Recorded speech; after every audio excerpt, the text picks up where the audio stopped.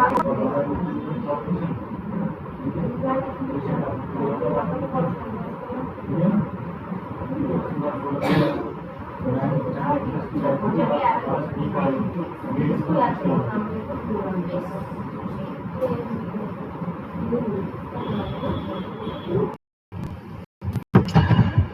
लोग पढ़ चुके थे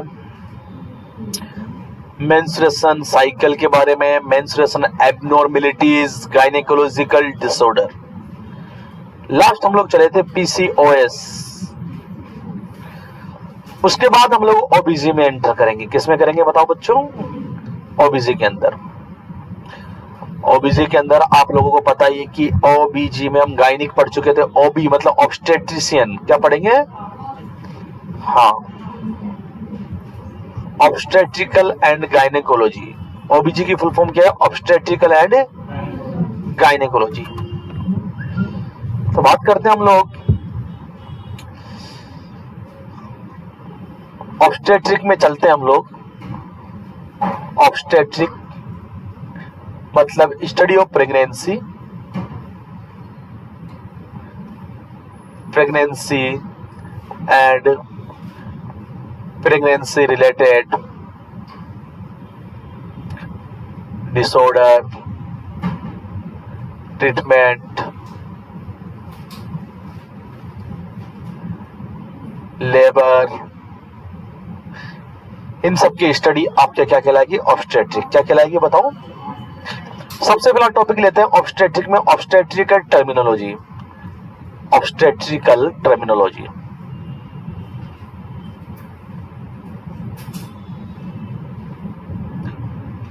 ऑब्स्टेट्रिकल टर्मिनोलॉजी में सबसे पहले आपके पास में गेस्टेशनल एज।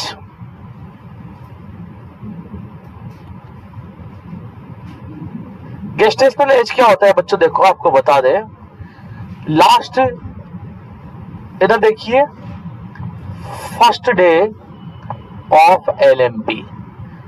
आई बात समझ में?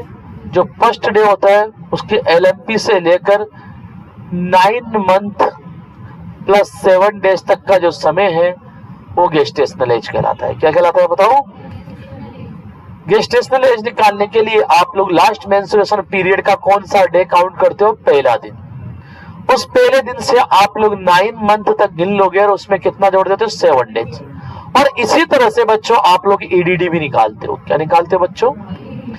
Expected date of delivery. आप जो निकालते हो expected date of delivery Naegele formula से। कौन से फॉर्मूला से बच्चों बताओ? नीगल फॉर्मूला से। वो भी आप लोग इसी तरह से निकालते हो।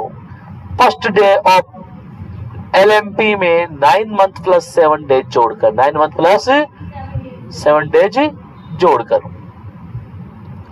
उसके बाद बात हुई थी ओवुलेटरी एज की। बच्चों देखो यही सेम चीज है, गेस्टेशनल एज और ओवुलेटरी एज में ज्यादा डिफरेंस नहीं है। गेस्टेशनल एज तो आप लोग जोड़ते हो first day of last menstruation period, जबकि ओवुलेटरी एज में आप लोग जोड़ते हो जो ओवुलेशन हुआ है उस दिन से। ओवुलेशन हुआ है उस दिन से। तो आपको पता है कि लास्ट मेंस्ट्रुएशन पीरियड के बाद ओवुलेशन कब होगा? 14वें दिन के बाद। आई बात समझ में? कब होगा? 14वें दिन के बाद। तो ये जो ओवन की जो उम्र है इस 14 दिन से स्टार्ट होगी और कब तक रहेगी? 9 मंथ प्लस 7 डेज तक, मतलब डिलीवरी तक। कब तक बताओ? तो ये जो एज है आपके ओवुलेशन होने से लेकर बर्थ तक की जो एज है वो ओवुलेटरी एज कहलाती है। और ओवुलेटरी एज निकालने के लिए आप लोग क्या करते हो बच्चों? गेस्टेशनल एज में से आप लोग 14 घटा देते हो। कितने घटा देते हो? और नॉर्मल जो गेस्टेशनल एज बताई गई है बच्चों, ध्यान से सुनेगा, एक एवरेज गेस्टेशनल एज बताई गई है 280 डेज। कितनी बताई गई है?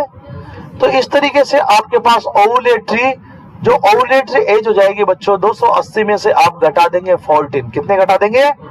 तो आपके पास में 266 दिन आ जाएंगे ओवुलेटरी एज। आई बात समझ में? उसके बाद आप लोगों ने पढ़ा ग्रेविडा के बारे में। ग्रेविडा का मतलब ये होता है नंबर ऑफ प्रेगनेंसी, कि एक महिला कितनी बार प्रेग्नेंट हुई है उसे ग्रेविडा कहते हैं। ग्रेविडा का मतलब होता है बच्चों नंबर ऑफ प्रेगनेंसी, कि एक महिला कितनी बार प्रेग्नेंट हुई है इसे हम ग्रेविडा कहते हैं। अगर महिला एक भी बार प्रेग्नेंट नहीं हुई है, एक भी बार प्रेग्नेंट 0 बार प्रेग्नेंट हुई है, तो वो कहलाएगी बच्चों न्यूली ग्रेविडा। क्या कहलाएगी बच्चों बताओ? और अगर महिला एक बार प्रेग्नेंट हुई है, कितनी बार बताओ? तो उसको कहेंगे प्राइमरी ग्रेविडा। क्या कहेंगे बताओ बच्चों? और अगर महिला बच्चों 2 या 3 बार प्रेग्नेंट हो गई, कितनी बार? Second and third time pregnant हो गई, तो वो कहलाएगी मल्टी ग्राविडा, मल्टी ग्राविडा। और वो 4 या 4 से ज्यादा बार प्रेग्नेंट हो गई महिला, तो कहलाएगी ग्रांट मल्टी ग्राविडा। क्या कहलाएगी? Grand multigravida, grand multigravida. उसके बाद बात करते हैं बच्चों ग्राविडा के बाद पारा की, या पेरिटी जिसे हम लोग कहते हैं, पारा या पेरिटी। बहुत ही सिंपल सी बात है, याद रखेंगे साथ के साथ। पारा और पेरिटी, इसका मतलब क्या है? इसका मतलब ये है बच्चों कि कितनी बार डिलीवरी हो चुकी है, कितनी बार। हाँ, अगर एक स्टैंडर्ड तरीके से आप लोग पता करेंगे तो कितनी बार प्रेगनेंसी 22 वीक को क्रॉस कर चुकी है, वो पीरियड आपका पेरिटी में काउंट होता है। किसमें काउंट होता है? हाँ, प्रेगनेंसी क्रॉस 22 वीक। 22 वीक को क्या बोला गया है? Viable period. क्या बोला गया बच्चों? Viable period. उसके बाद आपके पास में अगर जिस तरीके से आपके पास में ग्राविडा में आपने पढ़ा था newly, primi, multi, grand multi, उस तरीके से पारा में भी होता है कि न्यूली पारा, आपके पास प्राइमी पारा, आपके पास मल्टी पारा, आपके पास ग्रांड मल्टी पारा। तो न्यूली पारा तो वो महिलाएं हैं जिन्होंने कभी भी प्रेगनेंसी के 22 वीक को क्रॉस नहीं किया। अगर एक बार प्रेगनेंसी के 22 वीक को क्रॉस किया है तो प्राइमी पारा। अगर 2 या 3 टाइम जो है आपके 22 वीक को क्रॉस कर गए तो आपके पास है मल्टी पारा कहलाएगी। क्या कहलाएगी? और 4 या मोर देन 4 टाइम 22 वीक की प्रेगनेंसी क्रॉस हो गई तो ग्रांड मल्टी पारा में काउंट होती है। किस में काउंट होती है प्यारे बच्चों? ग्रांड मल्टी पारा के अंदर काउंट होती है। क्लियर है माइंड के अंदर? उसके बाद बात चली थी बच्चों आपके पास में, उसके बाद बात चली थी टर्म डिलीवरी की। किसकी बताओ? Term delivery. टर्म डिलीवरी का मतलब यह है बच्चों 37 वीक या 37 वीक के बाद डिलीवरी हो। 37 या 37 वीक के बाद। कब तक सर? 37 से 42 वीक में अगर डिलीवरी हो जाती है तो उसे हम लोग टर्म डिलीवरी कहते हैं। क्या कहते हैं बताओ बच्चों? तो टर्म डिलीवरी का टाइम पीरियड 37 से 42 वीक, 37 से 42 वीक। अगर आप डेज में लेते हो तो 259 से 294 डेज। आई बात समझ में? 259 से 294 डेज। अगर 37 वीक के पहले डिलीवरी हो जाती है बच्चों, 37 वीक के पहले डिलीवरी हो जाती है तो क्या कहलाती है बताओ? वो प्री टर्म डिलीवरी। क्या कहलाती है बताओ? और अगर 22 वीक के पहले हो जाए तो क्या कहलाती है? अबॉर्शन। क्या कहलाती है बच्चों बताओ? और अगर जिंदा बच्चा पैदा होता है जिसके अंदर, देखो लाइव बर्थ किसे कहेंगे? लाइव बर्थ वो बेबी है जिसके रेस्पायरेशन चल रहा है, पल्स चल रहा है, आई बात बीपी आ रही है, क्या आ रही है, उसको हम लाइव बेबी कहेंगे। स्टिल बर्थ किसे कहेंगे? ये बहुत इंपॉर्टेंट है बच्चों। स्टिल बर्थ का मतलब ये है कि 22 वीक के बाद में जो है डिलीवरी हो रही है लेकिन जो बच्चा पैदा हो रहा है वो डेड है। कैसा है बताओ? अगर डेड बच्चा पैदा हो रहा है तो आप लोग क्या कहेंगे बच्चों? उसको स्टिल बर्थ। क्या कहेंगे बताओ? अरे स्टिल बर्थ किसे कहेंगे? 22 वीक के बाद डेड बच्चा पैदा हो रहा है तो क्या कहलाएगा बताओ बच्चों? स्टिल बर्थ कहलाएगा। क्या कहलाएगा बताओ? Still birth. हाँ, 22 वीक के बाद हो रहा है। किसके बाद बताओ? 22 वीक के बाद, लेकिन जिंदा नहीं है। कैसा पैदा हुआ है? मरा हुआ पैदा हुआ है ना। उसके बाद बात चली थी एंटेनेटल। हाँ, स्टिल बर्थ पैदा होना बर्थ ही होता है, जन्म देना है ना। जिंदा तो लाइव को बोलते हैं। आई बात? बर्थ का मतलब जन्म होना है। बर्थडे का मतलब जन्म का दिन, न कि लाइव डे बोलते हैं उसको हम। बर्थडे बोलते हैं ना हम लोग उसको जिस दिन हमारे पैदा हुए। अब वो पैदा चाहे मरा हुआ हो चाहे जिंदा हुआ हो, वो उसका बर्थडे है। अगली बात समझ में? तो इसीलिए हम लाइव स्टिल बर्थ बोलते हैं। क्या बोलते हैं हम लोग? समझे? स्टिल डेथ की जगह। डेथ अलग चीज है, डेड, लाइव। आई बात समझ में? पैदा तो हुआ है ना, जन्म तो हुआ है उसका, लेकिन कैसा जन्म हुआ है? मरा हुआ। एंटेनेटल चेकअप अकॉर्डिंग टू WHO, किसके अनुसार बताओ बच्चों? WHO के अनुसार 4 एंटेनेटल विजिट जरूरी है। कितने एंटेनेटल विजिट जरूरी है? 4। सबसे पहली 16 वीक पर, दूसरी आपके पास में आपको पता ही है 24 से 28 वीक पर। आपके पास जो फर्स्ट बार आप एंटेनेटल चेकअप के लिए जाते हो उसे बुकिंग विजिट भी कहते हैं। क्या कहते हैं बताओ? और फर्स्ट बार ही आप लोगों का प्रेगनेंसी रजिस्ट्रेशन किया जाता है। जो प्रेग्नेंट लेडी है उसका रजिस्ट्रेशन फर्स्ट विजिट में। आप लोग प्रेग्नेंट लेडी का registration as soon as possible कराएं। एज सून एज पॉसिबल, जितना जल्दी हो सके उतना जल्दी, जब पता लग जाए उसी दिन कराना जरूरी है। तो फर्स्ट विजिट 16 वीक पर, दूसरी 24 से 28 वीक पर, और तीसरी विजिट कब लगाई जाएगी बताओ? 32 से 32 वीक पर, और चौथी आपके पास में 36 वीक पर। आई बात समझ में? चौथी किस पे बताओ? 36 वीक पे। क्लियर है माइंड के अंदर? तो ये एंटेनेटल विजिट है आपके पास में। क्वेश्चन ये आता है according to WHO, according to WHO जो है कितनी एंटेनेटल विजिट जो है जरूरी है? तो आप क्या बताएंगे? 4। और ऑप्शन में 3 भी लिखा होता है, लेकिन आप क्या बताएंगे? 4। WHO के अकॉर्डिंग कितनी होती है? 4।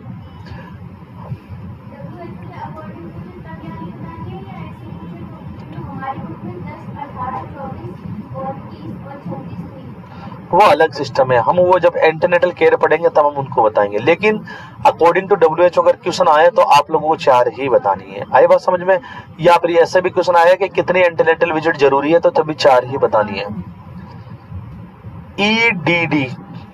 EDD का मतलब आप लोगों को पता ही है, expected date of delivery. Expected date of delivery, आप इसको निकालने के लिए कौन सा फॉर्मूला यूज करते हो बताओ?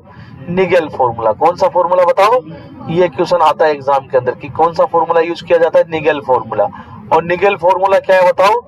जो LMP का जो फर्स्ट डे है, first day of last menstruation period में 9 मंथ जोड़ देते हैं साथ में 7 डेज। आई बात समझ में? जैसे कि एग्जाम्पल के तौर पे अगर किसी का मान के चलो सितंबर 2023 मान के चलिए, किसी की फर्स्ट डे था LMP का, फर्स्ट डे था LMP का, कितना बताओ? 12 सितंबर 2023 मान के चलिए, 12 सितंबर। तो आपको कुछ नहीं करना बेटा, डेट अभी नहीं देखनी है, आपको पहले 9 मंथ जोड़ देने। अक्टूबर, नवंबर, दिसंबर, जनवरी, फरवरी, मार्च, अप्रैल, मई, जून, 9 मंथ हो गए। तो 12 जून पहुंच गए। अब उसमें 7 दिन जोड़ने, तो 12 और 7 कितने हुए? 19 जून। लेकिन कौन सा साल चला जाएगा बताओ? साल कौन सा? 2024 पे आ जाएगा। आई बात समझ में? साल चेंज हो जाएगा ना, नया साल नेक्स्ट ईयर में होगी डिलीवरी। तो EDD निकालना आपको आना चाहिए। EDD निकालने में आप ज्यादा दिमाग कुछ भी नहीं लगाएंगे बच्चों। जो फर्स्ट डे है लास्ट मेंस्ट्रुएशन पीरियड का, उसके मंथ में 9 महीने जोड़ देंगे, फिर जो डेट है उसमें 7 दिन जोड़ देंगे। आई बात समझ? पहले महीने में जोड़ेंगे, पहले किस में जोड़ेंगे? 9 मंथ। पहले डेट में नहीं जोड़ेंगे आप 7 डेज, नहीं तो गलत हो जाएगा। पहले क्या जोड़ेंगे? महीने जोड़ेंगे। महीने जोड़ने के बाद फिर दिन जोड़ेंगे। आगे बात समझे? पहले महीने फिर दिन जोड़ेंगे। कर लेंगे, एग्जाम में आ गया तो कर लेंगे ना। उसके बाद GTPL स्कोर निकालना। देखिए बच्चों, ये भी एग्जाम के अंदर पूछा जाता है। GTPL स्कोर निकालना काफी इंपॉर्टेंट है आप लोगों के लिए। GTPAL, सबसे पहले इसकी फुल फॉर्म पता होना चाहिए। G का मतलब बच्चों यहाँ ग्रेविडा है कि महिला कितनी बार प्रेग्नेंट हुई। T का मतलब यहाँ पे टर्म है कि कितनी उसके टर्म डिलीवरी। P का मतलब यहाँ प्री टर्म है। अब बहुत सारे बच्चे गलत कर देते हैं, इस P को पारा कर देते हैं। क्या कर देते हैं? P को। तो यहाँ पे P पारा नहीं है। P का मतलब क्या है बच्चों? यहाँ पे प्री टर्म है। क्या है बताओ? P का मतलब प्री टर्म है, पारा नहीं है। ध्यान रखिएगा, अगर किसी ने पारा लिख दिया तो वो क्या है बताओ? रॉन्ग है। क्या है बताओ? हाँ। और A का मतलब बच्चों यहाँ पर एबॉर्शन है। A का मतलब क्या है बच्चों बताओ? यहाँ पे एबॉर्शन। L का मतलब यहाँ पे लाइव बर्थ है कि कितने बच्चे जो है जिंदा पैदा हुए। जैसे कि मैं किसी महिला का निकालता हूँ, किसी महिला का मैं GTPL इसको निकालता हूँ। एक महिला, एक फीमेल आई है बच्चों एंटेनेटल केयर के लिए। किसके लिए आई है बताओ? एंटेनेटल केयर के लिए एक फीमेल आई है। और आपको बता दें उसके जो है 2 लाइव बेबी है। कितने लाइव बेबी है बताओ बच्चों? 2 लाइव बेबी है, जिसमें से एक की डिलीवरी तो बच्चों 39 वीक पर हुई है और दूसरे की 38 वीक पे हुई है। एक की तो कितने पे हुई है बताओ? हाँ, एक भी कितने पे हुई है बताओ? 38 वीक पर हुई है। तो इसका जीटीपीएल स्कोर निकालिए। उससे पूछा गया आप लोगों से इसका जीटीपीएल। तो सबसे पहले आप लोग देखेंगे जी का मतलब ग्राविडा निकालेंगे। तो एक फीमेल है तो कितनी बार प्रेग्नेंट हुई? एंटीनेटल केयर के लिए आई है ना, तो एक बार तो ये है ही बच्चों, एक बार तो है ही, और 2 बार ये बच्चे पैदा हुए तब। तो कितनी बार प्रेग्नेंट हुई? 3 बार। कितनी बार बताओ? तो जी कितना आ जाएगा उसका? 3। जी कितना आ जाएगा बच्चों? उसके बाद टर्म डिलीवरी की बात करें तो दोनों की क्या है? टर्म पे हुई है बच्चों, तो टर्म पे हुई तो 2 लगा देंगे। उसके बाद प्री टर्म, कोई भी डिलीवरी प्री टर्म नहीं है बच्चों, कोई भी एबॉर्शन नहीं है, और जिंदा बच्चे कितने हैं बताओ? 2 है। तो ये आपके पास में जीटीपीएल स्कोर हो गया। आई बात समझ में? ये आपके पास में जीटीपीएल स्कोर हो गया है। क्लियर है? अगला क्वेश्चन देखिए, एक और आपके पास में है। एक महिला जो है एंटीनेटल विजिट के लिए आई है, एक महिला जो है एंटीनेटल केयर के लिए आई है। आई बात समझ में? अब ध्यान से समझिएगा, अब काफी इंपॉर्टेंट क्वेश्चन है, आपने किया भी है, वही क्वेश्चन है। एंटीनेटल विजिट के लिए आई है, उसके जो है ट्विन्स है। क्या है बच्चों? उस ट्विन्स में से एक, तो देखो ध्यान से सुनिएगा बच्चों, ये जो ट्विन्स है ये 36 वीक पर पैदा हुए। कब पैदा हुए बच्चों? और 36 वीक पर पैदा हुए। तो आपको बता दें, ध्यान से सुने, कि एक बेबी तो आपके जिंदा है, जो सेकंड बेबी था वो 7 दिन के बाद क्या हो गया? मर गया। क्या हो गया बताओ? 7 दिन के बाद उसकी डेथ हो गई। आई बात समझ में? अरे समझो। और एक बार क्या हुआ? 16 वीक पर उसके देखो प्रेगनेंसी टर्मिनेट हो गई। क्या हो गया बताओ? प्रेगनेंसी क्या हो गई? कितने वीक पर बताओ? 16 वीक पर। 16 वीक पर प्रेगनेंसी उसके क्या हो गई बच्चों? टर्मिनेट हो गई। और एक उसके पास में लाइव बेबी है जो कि 40 वीक पर पैदा हुआ। कब पैदा हुआ बताओ बच्चों? कब पैदा हुआ? इसका जीटीपीएल स्कोर काफी इंपॉर्टेंट है, जिसने इसका निकाल लिया वो सबका निकाल लेगा, उसको कई समस्या नहीं आएगी बेटा।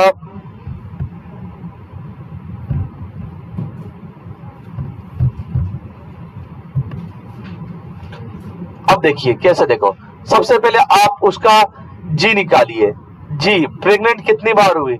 एक तो खुद लेके आई है प्रेगनेंसी। आई बात समझ में? और ट्विंस था, तो बताओ ट्विंस में 2 बार प्रेग्नेंट होती है, 1 बार प्रेग्नेंट होती है? एक ही बार होती है ना, चाहे ट्विंस हो, चाहे 3 हो, चाहे 4 हो, 5 हो, कितने भी हो, लेकिन प्रेगनेंसी तो एक ही बार रहेगी उसके। तो एक प्रेगनेंसी ये हो गई बच्चों, और एक प्रेगनेंसी ये हो गई 16 वीक वाली ना, और एक ये पैदा होते, एक प्रेगनेंसी ये हो गई। तो जी कितने हो गए बच्चों बताओ उसके? अरे जी कितने आएंगे बताओ? G4। जी कितने आ गए बताओ बच्चों? जी क्या है बताओ? 4 है। जी क्या है बताओ? 4।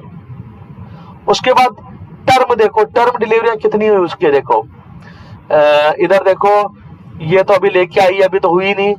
ये ट्विंस वाली भी 36, ये भी टर्म नहीं है, ये भी टर्म नहीं है, ये एक टर्म पे हुई है बस। आई बात समझ में? 2 कैसे बताओ? हाँ,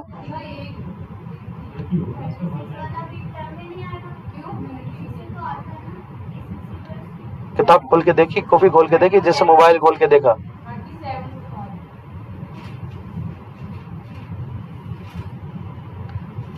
आई बात समझ में? टर्म कितना है बच्चों? 1 है ना। 37 से 42 वीक वाली आती है टर्म पे। अभी पढ़ा है 2 मिनट पहले, और पढ़ रहे हो 3 दिन से। इसको बंद कर दो, मैं तुम्हें बता रहा हूँ, नहीं हो पाएगी, डाइवर्ट हो रखा है दिमाग। इतना दिमाग डाइवर्ट होगा तो कितनी भी मेहनत कर लो, मेहनत से थोड़ी पढ़ाई होती है। अगर मेहनत से काम होते तो गधा सबसे ज्यादा कमाता ना, वो देखा तुमने एडवर्टाइजमेंट? मेहनत नहीं, माइंड बिल्कुल शांत रहे, डाइवर्ट ना रहे, चीजें उसके दिमाग में स्टोर रहे, वो है मेन चीज। चीजें उसके दिमाग में रहे कि हाँ ये चीजें हैं। हाँ, उसके बाद प्री टर्म की बात करें, प्री टर्म कितने हैं देखिए आपके पास में? प्री टर्म एक, देखो ये डिलीवरी यहाँ पे 16 वीक पर हो रही है। किस पे हो रही है बताओ? अब मुझे बताइए आप लोग, ये प्री टर्म कितनी? 36 वीक पर हो रही है। तो ये प्री टर्म में 2 काउंट हो गया, 1 काउंट होंगे? बताओ। प्रेगनेंसी 1 है, डिलीवरी कितनी हो रही है बताओ? दो काउंट होगी, एक काउंट होगी? एक ही काउंट होगी। आपने जो है मान के जो अमेजोन से कोई दो चीजें बुक करी, वो एक ही साथ आ रही, तो डिलीवरी कितनी मानी जाती है? एक डिलीवरी मानी जाएगी। हाँ, तो प्री टर्म भी कितने? एक। कौन सी वाली प्री टर्म बताओ? ये वाली। बस कौन सी प्री टर्म बताओ? ये वाली। आई बात समझ में? उसके बाद एबॉर्शन कितने बताओ? एक ही रहा। इसको आप प्री टर्म में काउंट नहीं करेंगे। प्री टर्म कब कहा जाता है बताओ? 22 वीक के बाद और 37 वीक के पहले जिंदा बच्चा पैदा हो। क्या पैदा हो? आगे बात समझ में? तब वो प्री टर्म में आएगा। अगर मरा हुआ होता है तो किसमें आता है? वो स्टिल बर्थ में। किसमें बताओ? एबॉर्शन एक। उसके बाद लाइव बताओ, लाइव बेबी कितने हैं बताओ? यहाँ पे लाइव बेबी कितने हैं? कितने लाइव बेबी? एक तो ये रहा और एक ही ये रहा, दो। निकाल लेंगे एग्जाम के अंदर? अरे निकाल लेंगे नहीं निकाल लेंगे बताओ? निकाल लेंगे। हाँ, अगर मरा हुआ पैदा होता तो किसमें काउंट होता बताओ? लेकिन ये मरा हुआ पैदा नहीं है, 7 दिन के बाद मरा है। किसमें मरा है बताओ? हाँ। चलिए आगे बात करते हैं हम लोग फर्टिलाइजेशन की। अगला टॉपिक आपके पास में फर्टिलाइजेशन।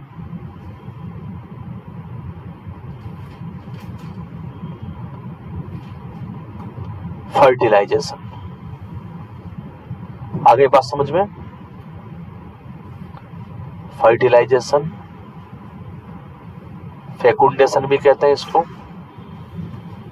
फेकुंडेशन, हाँ, फेकुंडेशन भी कहा जाता है।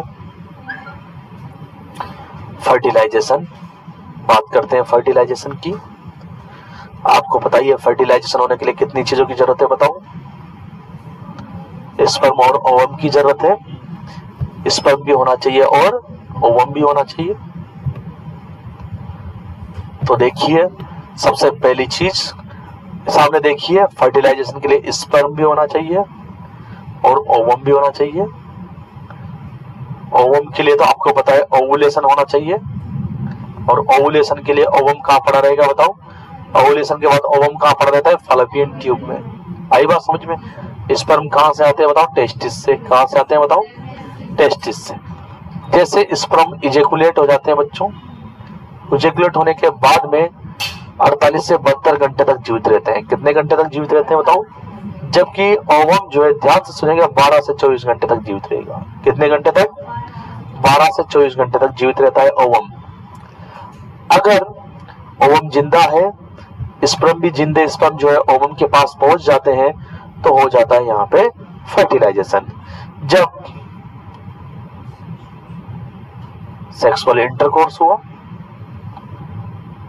ये आपके पास मैंने फीमेल रिप्रोडक्टिव सिस्टम इंटरनल बना दिया है, यहाँ पे ओवम पड़ा है, सेक्सुअल इंटरकोर्स हुआ, इजेकुलेशन हुआ।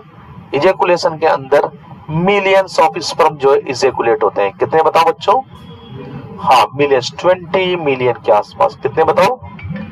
20 मिलियन स्पर्म जो है आपके इजेकुलेट होंगे। 20 मिलियन स्पर्म क्या होंगे बच्चों? इजेकुलेट होंगे। उसके बाद चलेंगे आगे।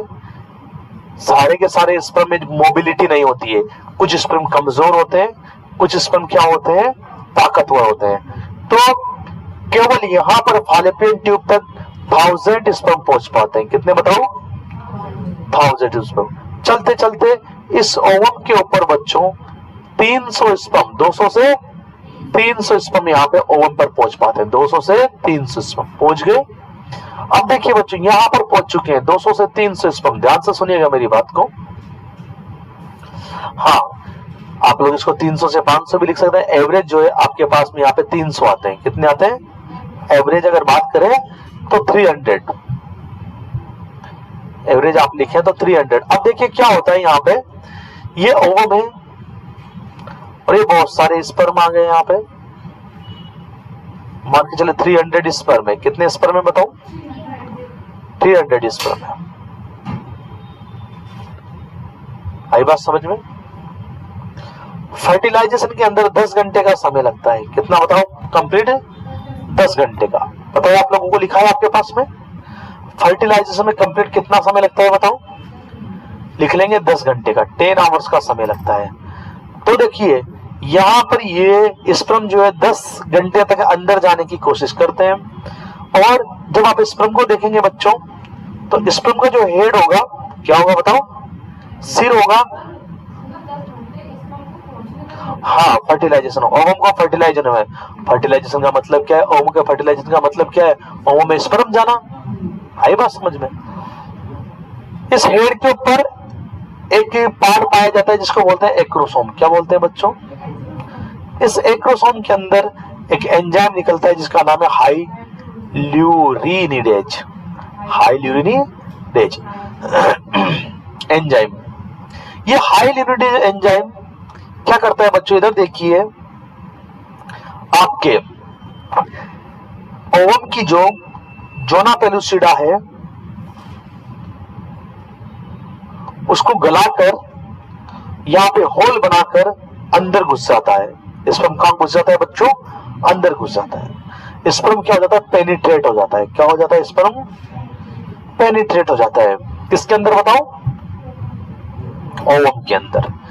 जैसे स्पर्म पेनिट्रेट हो जाता है ओवम के अंदर, तो ओवम के अंदर जो है आपके पास में 23 और 23 46 क्रोमोसोम्स हो जाते हैं। और ये जो ओवम है एक सेल कहलाता है। क्या कहलाता है? और इसी ओवम को हम लोग मैच्योर ओवम कहते हैं। क्या कहते हैं बताओ? कौन से ओवम को मैच्योर ओवम कहेंगे आप लोग? फर्टिलाइज्ड ओवम को। किसको बताएं? एग्जाम में आया हुआ क्वेश्चन है कि कौन सा ओवम मैच्योर ओवम कहलाता है? फर्टिलाइज्ड ओवम को हम लोग मैच्योर ओवम कहते हैं। आई बात समझ में? मैच्योर ओवम किसे कहा जाता है बताओ? फर्टिलाइज्ड ओवम को। उसके बाद देखिए बच्चों, जैसे ही एक स्पर्म जो है ओवम के अंदर प्रवेश कर जाता है तो यहां पर इसकी जो जोना पेलुसिडा है, इसकी जोना पेलुसिडा में कैल्सिफिकेशन स्टार्ट हो जाता है। क्या हो जाता है बच्चों बताओ? कैल्सिफिकेशन स्टार्ट हो जाता है, जिसकी वजह से जोना पेलुसिडा जो है हार्ड हो जाती है। क्या हो जाती है जोना पेलुसिडा? जिसको जोना हार्डनिंग बोलते हैं। क्या बोलते हैं बताओ? और अब ये हार्ड होने की वजह से अन्य जो स्पर्म है इसके अंदर नहीं जा पाएंगे। अन्य जो स्पर्म इसके अंदर नहीं जा पाएंगे। कहने का मतलब इसकी जो जोना पेलुसिडा है वो ब्लॉक हो चुकी है। क्या हो चुकी है बताओ? और इस कंडीशन को जोना ब्लॉकिंग भी कहते हैं। क्या बोलते हैं बताओ? जोना ब्लॉकिंग भी कहते हैं। क्या बोलते हैं? जोना हार्डनिंग भी कहते हैं, जोना ब्लॉकिंग भी कहते हैं, या अंडे का ब्लॉक होना भी कहते हैं। अंडे का ब्लॉक होने का मतलब ओलेमा ब्लॉक, इसको ओलेमा ब्लॉक भी कहते हैं। आई बात समझ में? क्या बोलते हैं बताओ इसको? ओलेमा ब्लॉक। अब देखिए बच्चों, जैसे इसके अंदर आपके 46 क्रोमोसोम्स हो गए, तो ये जो ओवम है 46 क्रोमोसोम्स वाला आज के दिन से ही, आज ये क्या हुआ बताओ? फर्टिलाइज्ड हुआ, 46 क्रोमोसोम हो गया। आज के 0 दिन से ही ये कहलाएगा जाइगोट। क्या कहलाएगा बताओ बच्चों? और कब तक कहलाएगा? 0 दिन से 2 वीक तक। कब तक जाइगोट कहलाएगा बताओ बच्चों? ये 2 वीक तक ये जाइगोट रहेगा। क्या रहेगा? 2 वीक तक ये जाइगोट रहेगा। अब इस जाइगोट के अंदर लगातार क्या होता है बच्चों? जैसे जाइगोट है आपके पास में, तो जाइगोट अभी फिलहाल जो है बच्चों 1 सेल है। क्या है बताओ बच्चों? 1 सेल है। तो लगातार इस जाइगोट के अंदर जो है सेल डिवीजन होता रहेगा। लगातार जाइगोट में क्या होगा बताओ? सेल डिवीजन होगा। लगातार जाइगोट के अंदर सेल डिवीजन होगा। और बच्चों आपको बता दे, विद इन 24 आवर्स 24 घंटे के अंदर ये जो एक सेल है ये 2 सेल में कन्वर्ट हो जाएगी। कितने सेल में कन्वर्ट हो जाएगी बताओ? 1 सेल 2 सेल में। कितने देर में? 24 से 30 घंटे में। 24 से 30 घंटे में, एक दिन। वैसे भी आप लोगों को पता है कि एक सेल को डिवाइड होने में कितना टाइम लगता है? 24 आवर्स लगते हैं ना, जिसके अंदर 23 घंटे तो प्रिपरेशन के और 1 घंटे डिवीजन के। पढ़ा है आप लोगों ने? पढ़ा है ना? इंटरफेज वगैरह पढ़े हैं आप लोगों ने? तो इस सेल को डिवाइड होने में आपके 24 घंटे लगे, और 24 घंटे में कितने की? 2। और इस स्टेज को हम लोग ब्लास्टोमियर कहते हैं। क्या कहते हैं बताओ? ब्लास्टोमियर। एक सेल का 2 सेल बन गए। उसके बाद बच्चों देखिए, इन सेल में और डिवाइडेशन होता है। ये 2 सेल की 4 सेल हो जाती है। कितनी सेल हो जाती है बताओ? 2 सेल की इसके अंदर 4 सेल बन जाती है। और 4 सेल का बनती है बताओ बच्चों? दूसरे दिन। आगे बात समझ में? 48 आवर्स के अंदर। क्या बताओ बच्चों? उसके बाद ये 4 सेल की कितनी बन जाती है? 8 सेल बन जाती है। कितनी सेल बन जाती है बच्चों बताओ? इन 4 सेल की कितनी बन जाती है? 8 सेल। कितनी सेल बन जाती है, और ये जो है बच्चों तीसरे दिन होगा, क्योंकि हर सेल को डिवाइड होने के अंदर कितना टाइम लगेगा बताओ, 24 घंटे लगेंगे। देखो एक सेल की 2 बनी तब भी 24 घंटे लगी, अब ये भी डिवाइड होगी, इसको कितना टाइम लगेगा 24 घंटे, इसको भी कितना 24 घंटे, तो ये 4 हो जाएगी, तो 48वें घंटे में होगी 4। उसके बाद 24 घंटे के बाद कितने में कन्वर्ट हो जाएगी ये, 8 के अंदर, कितने में बताओ, और उसके बाद ये जो 8 सेल है ये डिवाइड होगी और 24 घंटे के अंदर 96 आवर्स, मतलब चौथे दिन, कौन से दिन बताओ, चौथे दिन की बात है। कौन से चौथे दिन की, फर्टिलाइज के चौथे दिन की, फर्टिलाइजेशन के चौथे दिन की, फर्टिलाइजेशन के चौथे दिन की बात है। और ये आपके पास में ये जो 8 सेल है ये 16 सेल में कन्वर्ट हो जाएगी, कितने सेल में बताओ, 16 से, फिर ये 64 सेल में कन्वर्ट हो जाएगी, किसमें बताओ, तो ये 16 से जो 64 सेल जो स्टेज होती है बच्चों, इसको मोरूला कहते हैं, क्या कहते हैं बताओ। और आपको पता है कि आईवीएफ जब हम कराते हैं तो यही जो स्टेज होती है इसी को जो है आपके यूटेराइन कैविटी के अंदर इम्प्लांट किया जाता है। पता है आप लोगों को इस चीज के बारे में, इसी को हम लोग यूटेराइन कैविटी में क्या करते हैं, इम्प्लांट करते हैं। आगे बात समझ में, यही इम्प्लांट होता है यूटेराइन कैविटी के अंदर।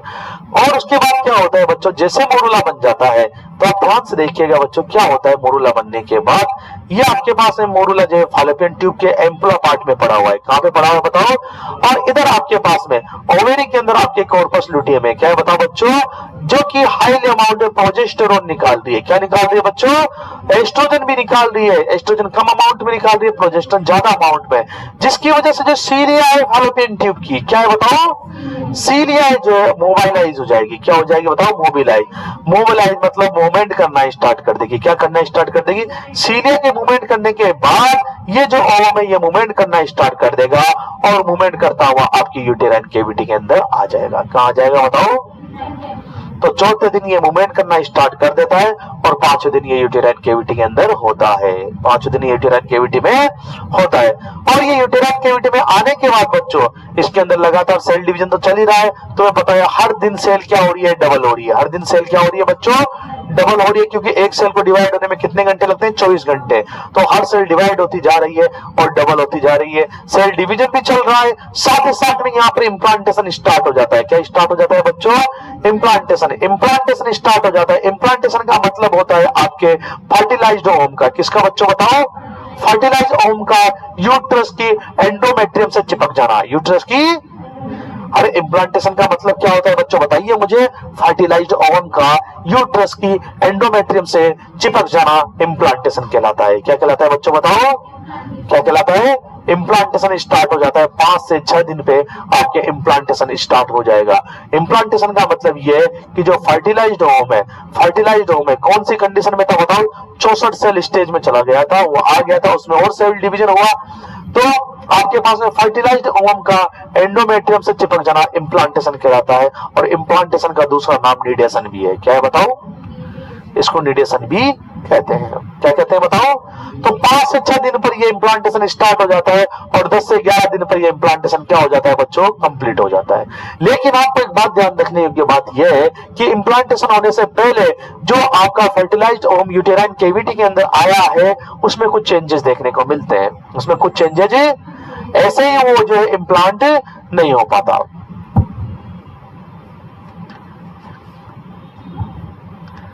हाँ, ऐसे ही वो इम्प्लांट नहीं हो पाता। तो इम्प्लांटेशन से पहले क्या क्या चेंजेस आते हैं, इम्प्लांटेशन से पहले changes in fertilised ovum, changes in fertilised ovum before implantation, implantation से पहले जो फर्टिलाइज्ड ओवम है उसमें क्या क्या चेंजेस आते हैं देखिएगा आप लोग। आपके पास में फर्टिलाइज्ड ओवम है, यूटेराइन कैविटी के अंदर आया हुआ है, ये जो फर्टिलाइज्ड ओवम है इसके अंदर बहुत सारी सेल है बच्चों। तो होता क्या है बच्चों, बात चल रही है 5वें दिन की, किसकी, इम्प्लांटेशन कब स्टार्ट हो जाता है, 5वें दिन या 6ठे दिन इम्प्लांटेशन स्टार्ट हो जाता है। तो ये 5वें दिन और 6ठे दिन के अंदर इम्प्लांटेशन होने से पहले आपके फर्टिलाइज्ड ओवम में बहुत सारे चेंजेस देखने को मिलते हैं। उनमें सबसे पहला चेंजेस ये होता है बच्चों कि जितनी भी सेल जो डिवीजन से बनी हुई है उन सेल के बाहर एक म्यूकस मेम्ब्रेन बन जाती है, क्या बन जाती है, सबकी अपनी अपनी म्यूकस मेम्ब्रेन बन जाती है बच्चों। सबकी अपनी अपनी म्यूकस मेम्ब्रेन बनने के बाद में आपकी जो बाहर की जोना पेलुसिडा है उसका कोई काम नहीं बचता, क्योंकि सबने अपने अपने मेम्ब्रेन बना लिए।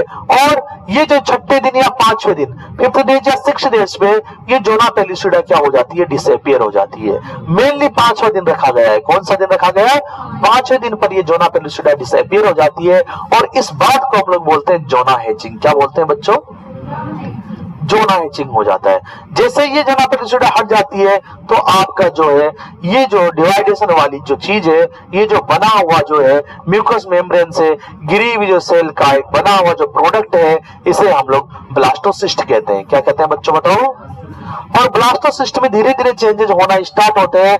ब्लास्टोसिस्ट की जो सेल्स होती है, बात नहीं, ब्लास्टोसिस्ट की जो सेल्स होती है वो अंदर और बाहर की तरफ अरेंज होना स्टार्ट हो जाती है और दो पार्ट में डिवाइड हो जाती है सेल्स। कुछ सेल तो जो आपके देखो इस तरीके से बाहर की तरफ अरेंज हो जाती है बच्चों, और कुछ सेल जो है आपके अंदर की तरफ अरेंज हो जाती है। कहने का मतलब जो आपका ब्लास्टोसिस्ट है बच्चों, उसमें दो पार्ट बन जाते हैं। कितने पार्ट बन जाते हैं बच्चों?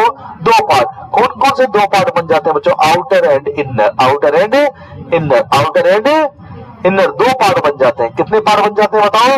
दो पार्ट बन जाते हैं। कौन कौन से बताओ? Outer and inner, outer and inner. जो आउटर वाला पार्ट होता है बच्चों, ध्यान से समझिएगा, वेरी वेरी इंपॉर्टेंट है। जो आउटर वाला पार्ट होता है वो ट्रोफोएक्टोडर्म या ट्रोफोब्लास्ट कहलाता है। क्या कहलाता है बताओ? ट्रोफोएक्टोडर्म या ट्रोफोब्लास्ट कहलाता है। वेरी वेरी इंपॉर्टेंट बात है। और जो अंदर वाला पार्ट है बच्चों, वो आपके पास में एक तरह से क्या है बताओ? बताओ क्या है? सेल मास, जिससे यॉर्क शेक बनेगा। क्या बनेगा? सेल मास है जिससे यॉर्क शेक बनेगा। क्या बनेगा बताओ बच्चों? यॉर्क शेक बनेगा। और जिससे फिर क्या बनेगा? जो है एम्ब्रियो बनेगा। क्या बनेगा बताओ? जिससे एम्ब्रियो बनेगा। क्या बनेगा? एम्ब्रियो बनेगा। क्या बनेगा बताओ? अरे क्या बनेगा बताओ? एम्ब्रियो बनेगा। क्या बनेगा बताओ? यहां तक बात समझ में आई या नहीं आई बताओ? अरे यहां तक बात समझ में आई आप लोगों को? यहां तक बात समझ में आई या नहीं आई बताओ? बात समझ में आई या नहीं आई बोलो? क्या होगा बताओ आपके पास में कि यहाँ पर ये जो है सेल्स होगी वो अंदर और बाहर की तरफ अरेंज हो जाएगी, अंदर और बाहर की तरफ अरेंज हो जाएगी। जो आउटर जो अरेंजमेंट है उन्हें क्या कहेंगे हम लोग बताओ? ट्रोफोब्लास्ट या ट्रोफोएक्टोडर्म। और इनर वाला जो अरेंजमेंट है वो सेल मास होगा, जो कि क्या बनाएगा बाद में? एम्ब्रियो बनाएगा। क्या बनाएगा? जाइगोट से एम्ब्रियो, एम्ब्रियो से फीटस, एम्ब्रियो बनाएगा। अब देखिए बच्चों, ये इसको देखिए थोड़ा सा, ये आउटर की तरफ जो सेल जमी हुई है, इसमें आपको इधर देखिए, ये आउटर की तरफ जो सेल जमी हुई है, मैं आउटर की सेल को लेता हूं बस और किसी को भी नहीं लूंगा। ये आउटर की तरफ जो सेल जमी हुई है बच्चों, ध्यान से देखिएगा, तो ये दो लेयर में जमी होती है। कितनी लेयर में बताओ? ये आउटर वाली, जिसका नाम क्या है बताओ? आपके जो ट्रोफोब्लास्ट है, क्या है बताओ? तो इस ट्रोफोब्लास्ट में भी क्या होती है? दो लेयर होती है। कितनी लेयर होती है? ट्रोफोब्लास्ट में भी दो लेयर होती है, एक तो आउटर एक इनर। जो आउटर ट्रोफोब्लास्ट होता है बच्चों वो सिनसाइटोट्रोफोब्लास्ट कहलाता है। क्या कहलाता है बताओ? वेरी वेरी चीज इंपॉर्टेंट चीज है, सिनसाइटोट्रोफोब्लास्ट, सिनसाइटोट्रोफोब्लास्ट कहलाता है। और इनर वाला जो है साइटोट्रोफोब्लास्ट कहलाता है। क्या कहलाता है बच्चों बताओ? और दोनों का ही बहुत बड़ा काम है, दोनों का अपना अपना बहुत बड़ा रोल है, दोनों का अपना अपना बहुत बड़ा रोल है। जैसे कि बात करूं कि सर ये इसका काम क्या है, सबसे पहले जो आउटर सिनसाइटोट्रोफोब्लास्ट ये क्या काम करता है, फिर उसके बाद बात करें सर ये इनर वाला जो साइटोट्रोफोब्लास्ट ये क्या काम करता है। ये जो सिनसाइटोट्रोफोब्लास्ट और साइटोट्रोफोब्लास्ट है, ये किसकी लेयर है बताओ? ट्रोफोएक्टोडर्म या ट्रोफोब्लास्ट की। आई बात समझ में? जो कि बाहर की जो लेयर है ये दो लेयर से बनी होती है। कितनी लेयर से? जो बाहर की जो लेयर है दो लेयर से बनी है, एक तो बाहर वाली लेयर, एक है अंदर वाली लेयर। जो बाहर की लेयर है उसकी बाहर वाली लेयर क्या कहलाती है? सिनसाइटोट्रोफोब्लास्ट। और अंदर वाली क्या कहलाती है? साइटोट्रोफोब्लास्ट। क्या कहलाती है बच्चों? तो जो सिनसाइटोट्रोफोब्लास्ट है, वेरी वेरी इंपॉर्टेंट बात है, ये जो आउटर लेयर है ये बन जाती है बच्चों, सिनसाइटोट्रोफोब्लास्ट बन जाती है 7 डेज में। कब बन जाती है बताओ? और 7 डेज के अंदर ये एससीजी निकालना स्टार्ट कर देती है। क्या निकालना स्टार्ट कर देती है? और इस एससीजी का क्या काम है बच्चों? वेरी वेरी इंपॉर्टेंट बात ये है कि ये जो एससीजी है बच्चों, आपके जो कार्पस ल्यूटियम है इसको मेंटेन रखता है। किसको मेंटेन रखता है बताओ? ये कार्पस ल्यूटियम को। जब तक की प्लेसेंटा कंप्लीट बनके तैयार नहीं हो जाती है, कार्पस ल्यूटियम को क्या रखेगा? मेंटेन रखेगा। कार्पस ल्यूटियम को, अरे क्या रखेगा बताओ? ये कार्पस ल्यूटियम को मेंटेन रखता है जब तक कि आपके प्लेसेंटा बनकर तैयार नहीं हो जाती, तब तक प्लेसेंटा कौन है? कार्पस ल्यूटियम है। कौन है बताओ? और ये कार्पस ल्यूटियम क्या करती है बच्चों? आपके प्रोजेस्टेरोन निकालती है। क्या निकालती है? और इस प्रोजेस्टेरोन को क्या कहते हैं? प्रेगनेंसी हार्मोन कहते हैं। क्या कहते हैं बच्चों बताओ? अरे क्या कहते हैं बताओ? और ये क्या करता है प्रोजेस्टेरोन? आपको पता ही है। यहाँ पर एक तो आपके इम्प्लांटेशन को प्रेरित करेगा। किसको प्रेरित करेगा बताओ? इम्प्लांटेशन को ये फैसिलिटेट बनाता है। क्या बनाता है? इम्प्लांटेशन जानते हो ना, आपके ओवम को चिपकने को क्या सुविधाजनक बनाता है। क्या बनाता है बताओ? सुविधाजनक। तो इस प्रोजेस्टेरोन की उत्पत्ति कहां से हो रही है? प्रोजेस्टेरोन आ कहां से है? Corpus luteum. और कार्पस ल्यूटियम को मेंटेन कौन कर रहा है? एचसीजी। और एचसीजी कहां से आ रहा है बताओ? आपके सिनसाइटोट्रोपोब्लास्ट से। कहां से?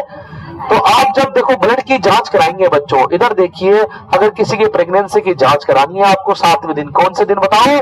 7वें दिन। तो आप उसका ब्लड टेस्ट कराएं। क्या कराएं बच्चों? उसके ब्लड में क्या मिलेगा? एचसीजी मिलेगा। क्या मिलेगा बताओ?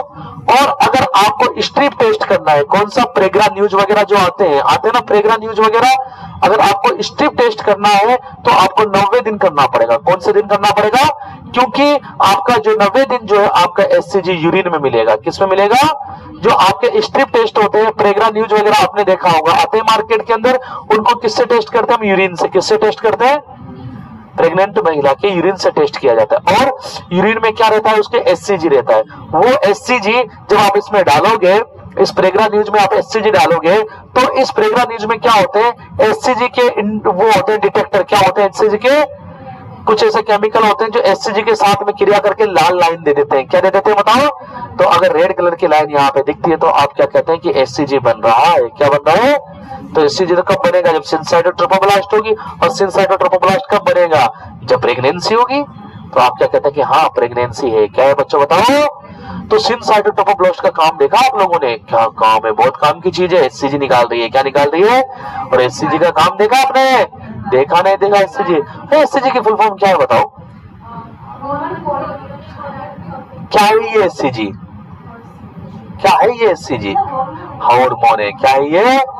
जबकि साइटोट्रोपोब्लास्ट का काम क्या है बच्चों? Very very important. साइटोट्रोपोब्लास्ट आपके इधर देखिए बच्चों, प्लेसेंटा का निर्माण करती है। किसका निर्माण करती है बताओ? हाँ, प्लेसेंटा का निर्माण करती है। प्लेसेंटा की फीटल वाली सरफेस यही बनाती है। Fetal surface of placenta is formed by cytotrophoblast. आई बात समझ में? जो फीटस वाली जो सरफेस, आपको पता है कि जो प्लेसेंटा मेनली तो आपका फीटस ही बनाता है, लेकिन जो प्लेसेंटा का कुछ पार्ट है, जैसे कि प्लेसेंटा का 20% पार्ट, कितना पार्ट है, वो जो है मदर भी बनाती है। क्या बनाती है? तो 80% पार्ट जो है कौन बना रहा है? आपका साइटोट्रोपोब्लास्ट। कौन बना रहा है बताओ? कौन बनाएगा? 80% पार्ट कौन बनाएगा? साइटोट्रोपोब्लास्ट। जो कि साइटोट्रोपोब्लास्ट जो बनाएगा वो कौन सी सरफेस होगी? Fetal surface. प्लेसेंटा की फीटल सरफेस। आगे चलते हैं हम लोग। तो देखिए बच्चों, आपके पास में क्या बन गया? साइटोट्रोपोब्लास्ट बन गया। क्या बन गया बताओ? बोलो। साइटोट्रोपोब्लास्ट बन गया। साइटोट्रोपोब्लास्ट। और इधर से आपके 10 से 11वें दिन में आपके निडेशन भी कंप्लीट हो गया। क्या कंप्लीट हो गया बताओ? निडेशन कंप्लीट हो गया। निडेशन का मतलब? निडेशन का मतलब इम्प्लांटेशन। निडेशन का मतलब क्या है? आपका इम्प्लांटेशन भी कंप्लीट हो चुका है। निडेशन भी कंप्लीट हो चुका है। साइटोट्रोपोब्लास्ट भी बनी हुई है। क्या बनी हुई है बताओ? साइटोट्रोपोब्लास्ट बनी हुई है आपके पास में। और आपका 11वें दिन में जो है क्या आपका इम्प्लांटेशन भी क्या हो गया? कंप्लीट हो गया। साइटोट्रोपोब्लास्ट कौन से दिन बन जाती है बताओ?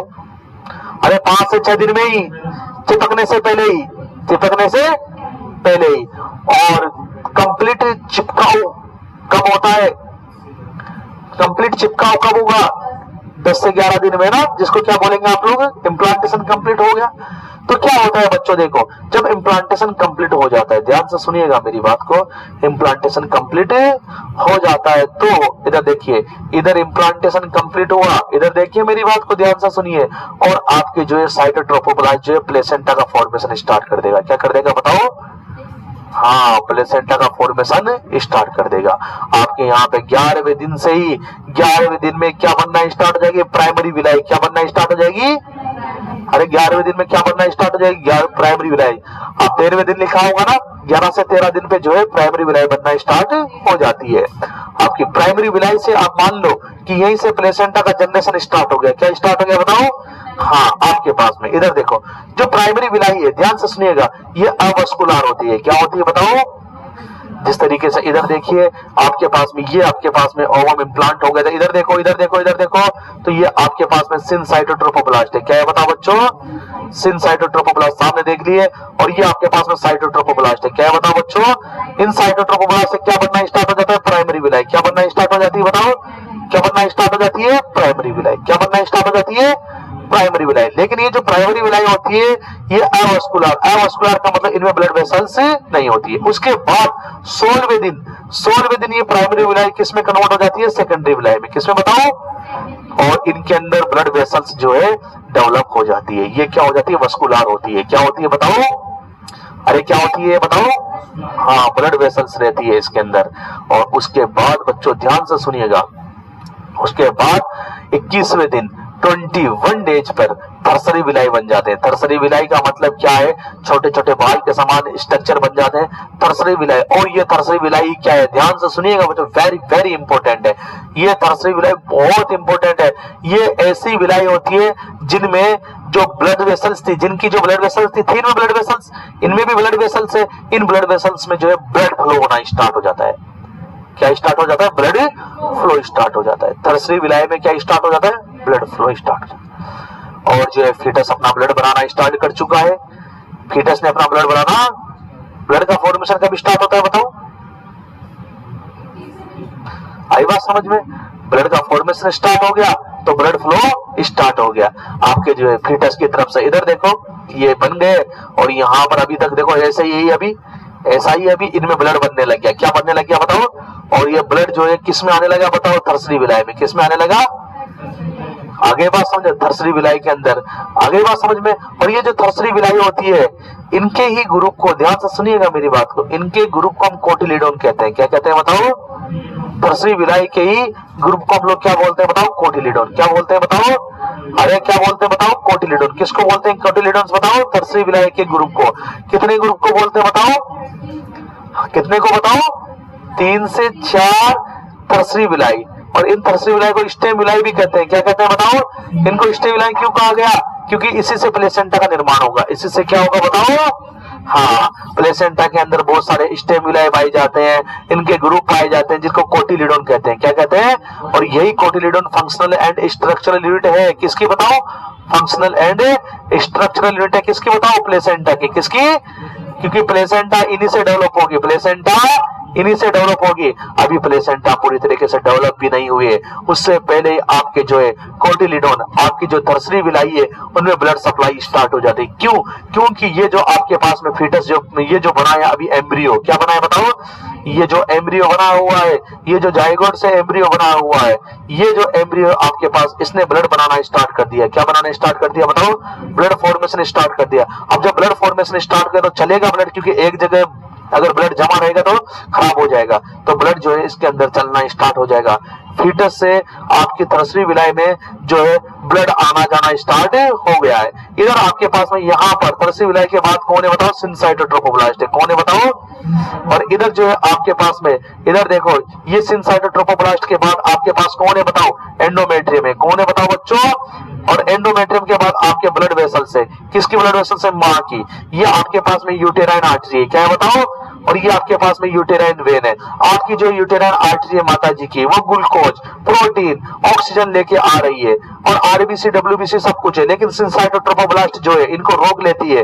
केवल ऑक्सीजन और केवल प्रोटीन, केवल ग्लूकोज आपके आगे बढ़ जाती है, इन थर्सरी विलाई में जा पाती है, और इन थर्सरी विलाई के माध्यम से ये जो आपके पास में बना हुआ जो एम्ब्रियो है इनको पहुंचती है। आई बात समझ में? बने हुए एम्ब्रियो को पहुंचती है। इसीलिए कहा जाता है कि जो फीटोप्लेसेंटल सर्कुलेशन है, फीटोप्लेसेंटल सर्कुलेशन कब स्टार्ट हो जाता है बताओ? 21वें दिन स्टार्ट हो जाता है। किस दिन बताओ?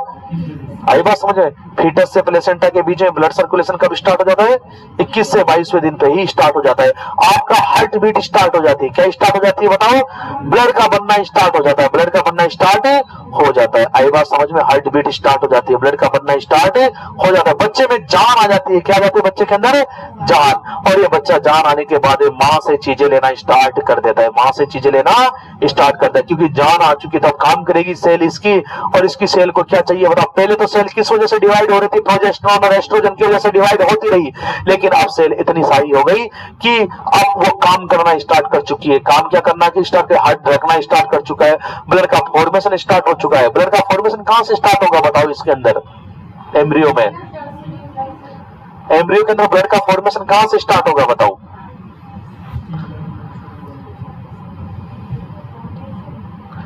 अरे ब्लड जो है इस एम्ब्रियो से आपके जाने लगा उधर आगे विलाई की तरफ। विलाई में ब्लड फ्लो स्टार्ट हो गया, और विलाई में जाने के बाद में वहां से कार्बन डाइऑक्साइड को जो छोड़ने लगा, ऑक्सीजन को लेने लगा, एक्सक्रीट मेटेरियल को छोड़ने लगा, ग्लूकोज को लेने लगा, प्रोटीन लेने लगा, प्रोटीन वगैरह को लेकर कहां लाने लगा बताओ? एम्ब्रियो तक लाने लगा। अभी अम्बिलाइकल कॉर्ड नहीं बना है। क्या नहीं बना है बताओ?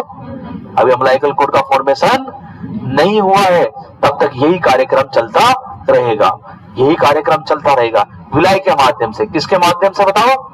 विलाई के माध्यम से चीजें आएगी और चीजें जाएगी, फीटोप्लेसेंटल सर्कुलेशन चलता रहेगा। किसके माध्यम से बताओ? विलाई के माध्यम से। उसके बाद में धीरे धीरे उस एम्ब्रियो के अंदर चेंजेस आते रहेंगे। क्या चेंजेस आते रहेंगे? उन सब चीजों की स्टडी हम लोग करते हैं एम्ब्रियोलॉजी में। किसमें बताओ? एम्ब्रियोलॉजी। एम्ब्रियोलॉजी, एम्ब्रियोलॉजी का मतलब है study of embryo, study of embryo. और आप लोग जानते हैं बच्चों, एम्ब्रियो कब कहेंगे हम लोग? आपको पता भी है कि 0 से 2 वीक तक का समय आपके जाइगोट में गुजरता है। किसमें गुजरता है? उसके बाद 3 वीक से जो है 8 वीक का समय एम्ब्रियो में गुजरता है। किसमें गुजरता है? तो 3 वीक से 8 वीक की जो स्टडी होगी वो आपके एम्ब्रियोलॉजी में काउंट होती है। किसमें काउंट होती है बताओ? एम्ब्रियोलॉजी में। आप एम्ब्रियो के बारे में स्टडी करते हो तो आप देखते हो बच्चों कि एम्ब्रियो के अंदर तीसरे वीक में 21वें दिन जो है फीटोप्लेसेंटल सर्कुलेशन स्टार्ट हो जाता है। आई बात समझ में? तीसरे वीक में, ये तीसरे वीक में आ गया ना एम्ब्रियो, तीसरे वीक में 21वें दिन फीटोप्लेसेंटल सर्कुलेशन स्टार्ट, आपका हार्ट बीट स्टार्ट, आपका ब्लड फॉर्मेशन स्टार्ट। पता है नहीं ये सारी चीजें? उसके बाद 5वें वीक के अंदर बच्चों अभी आपका हार्ट बीट तो हो रही है, लेकिन अभी हार्ट में 4 चेंबर नहीं है। 5वें वीक के अंदर जो है आपका हार्ट 4 चेंबर में डिवाइड हो जाता है। कितने चेंबर में? हाँ, 4 चेंबर हो जाते हैं हार्ट के अंदर। और दूसरी बात, आपके फीटस एम्ब्रियो के अंदर ओसिफिकेशन स्टार्ट। ओसिफिकेशन का मतलब ये होता है बोन का फॉर्मेशन स्टार्ट हो जाता है। क्या स्टार्ट हो जाता है? और ऑर्गन बनना स्टार्ट हो जाते हैं, ऑर्गेनोजेनेसिस स्टार्ट हो जाता है। क्या स्टार्ट हो जाता है बच्चों? ऑर्गेनोजेनेसिस स्टार्ट हो जाता है। आई बात समझ में? क्या स्टार्ट हो जाता है बताओ? ऑर्गेनोजेनेसिस। जब बात करेंगे आप 8वें वीक की, तो 8वें वीक के अंदर सारे के सारे ऑर्गन बन के कंप्लीट हो जाते हैं, ऑर्गेनोजेनेसिस कंप्लीट हो जाता है। 8वें वीक में बहुत इंपॉर्टेंट वीक है, ऑर्गेनोजेनेसिस कंप्लीट हो जाता है। क्या कंप्लीट हो जाता है बच्चों बताओ? ऑर्गेनोजेनेसिस कंप्लीट, मतलब जितने भी ऑर्गन बनने होते हैं वो सारे ऑर्गन बन के कंप्लीट हो जाते हैं। अगर इस वीक से इस 8वें वीक तक किसी महिला को 0 वीक से 8वें वीक के बीच के अंदर कोई इन्फेक्शन हो जाता है, क्या हो जाता है? कोई, अगर मेनली टॉर्च का इन्फेक्शन हो जाता है, किसका बताओ? टॉर्च का फुल फॉर्म पढ़ाएंगे हम आप लोगों को। टॉर्च का इन्फेक्शन हो जाता है अगर 0 वीक से 8 वीक के बीच में, तो उस एम्ब्रियो के अंदर प्रॉपर ऑर्गेनोजेनेसिस नहीं हो पाता, और जब बच्चा पैदा होता है तो उसमें कंजेनाइटल मालफॉर्मेशन देखने को मिलेगा। उसके अंदर किसी भी प्रकार के ऑर्गन के अंदर डिफॉर्मिटी देखने को मिलेगी। अगर महिला के अंदर 0 वीक से लेकर 8 वीक के बीच में कोई इन्फेक्शन हो गया, और मेनली कौन सा इन्फेक्शन बताओ? कौन सा? Torch infection. टॉर्च क्या है? एक ग्रुप है पूरा का पूरा बैक्टीरियाओं का, उसको हम लोग शॉर्ट में क्या लिख देते हैं? टॉर्च लिख देते हैं। क्या लिख देते हैं? अभी आप टॉर्च ही याद रखेंगे। क्या याद रखेंगे बच्चों बताओ? टॉर्च। फिर मैं पूरा का पूरा आपको पढ़ाऊंगा इसके बारे में। उसके बाद में इसी 8वें वीक के अंदर पूरे के पूरे ऑर्गेनोजेनेसिस हो जाती है, और जो फीटस की जो लेंथ है बच्चों, फीटस की लेंथ कितनी हो जाती है बताओ? 3 सेंटीमीटर लेंथ कितनी हो जाती है, और वेट कितना रहता है? 2 ग्राम का। आई बात, 2 ग्राम का इंसान। कितने ग्राम का इंसान? कितने ग्राम का इंसान है ये? 2 ग्राम का। 2 ग्राम में सब कुछ, 2 ग्राम में सब कुछ, हार्ट के 4 चैम्बर भी है, सब कुछ देख लो। तुम बना सकते हो सर 2 ग्राम में सारी चीजें, देख लो ना। 2 ग्राम कितना सा होगा पता है ना? पता ही नहीं है। उसके अंदर सब कुछ है 2 ग्राम में ही, देख लो। अपने आप को समझते हो तो महारथी, कर सकते हो 2 ग्राम वाला बना सकते हो कुछ, ऊपर वाले ने बना दिया, देख लो। और 10वें वीक में 10th वीक पर ये आया हुआ क्वेश्चन है कई बार। 10वें वीक में फीटल हार्ट साउंड आपको सुनाई देंगे। कैसे सुनाई देंगे बताओ? आप लोग कानों से नहीं सुन सकते, क्या स्टेथोस्कोप से सुन सकते हैं? नहीं सुन सकते। आई बात समझ? स्टेथोस्कोप से भी किससे सुन सकते हैं? ओनली डॉपलर डिवाइस से। किससे बताओ? डॉपलर डिवाइस या फिर ट्रांसड्यूसर। किससे बताओ? ट्रांसड्यूसर या डॉपलर डिवाइस से आप लोग सुन सकते हो। ट्रांसड्यूसर, हाँ, नाम क्या पहली बार सुना है ट्रांसड्यूसर का? ट्रांसड्यूसर का नाम नहीं सुना? वही है ट्रांसड्यूसर, इलेक्ट्रॉनिक डिवाइस है ये। बात करते हैं 12वें वीक की। 12वां वीक काफी इंपॉर्टेंट वीक है, जिसके अंदर आपके सेक्स डिटर्मिनेशन, जो बताओ क्या बन गया? बताओ ये क्या बन गया? बताओ। फीटस बन गया। क्या बन गया? है ना, फीटस बन गया ना। सेक्स डिटर्मिनेशन मतलब टेस्टिज और ओवेरी बन गए। क्या बन गए बताओ? हाँ, टेस्टिज और ओवेरी बन गए। सेक्स डिटर्मिनेशन कर सकते हो। क्या कर सकते हो बताओ? हाँ, 12 वीक काफी इंपॉर्टेंट है।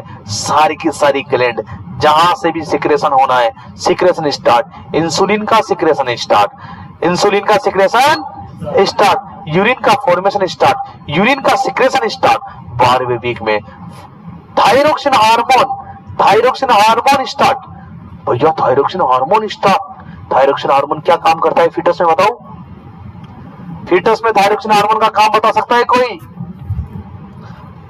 हो गया रे आपका काम पूरा, हो गया तुम्हारा काम कंप्लीट।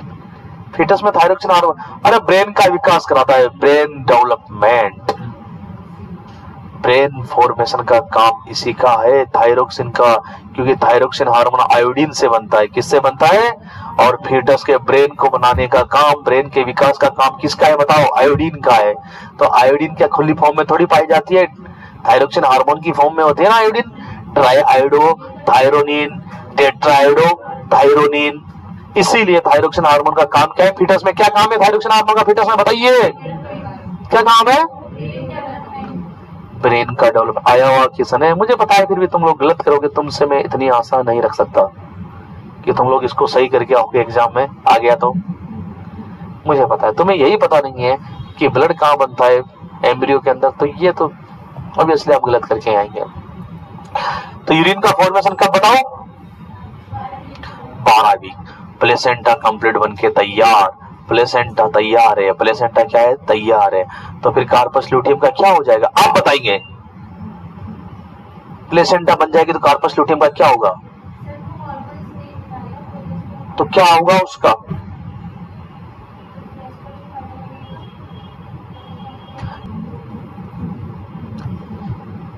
आई बात समझ में? कार्पस ल्यूटियम किस में कन्वर्ट हो जाती है? प्रेगनेंसी में।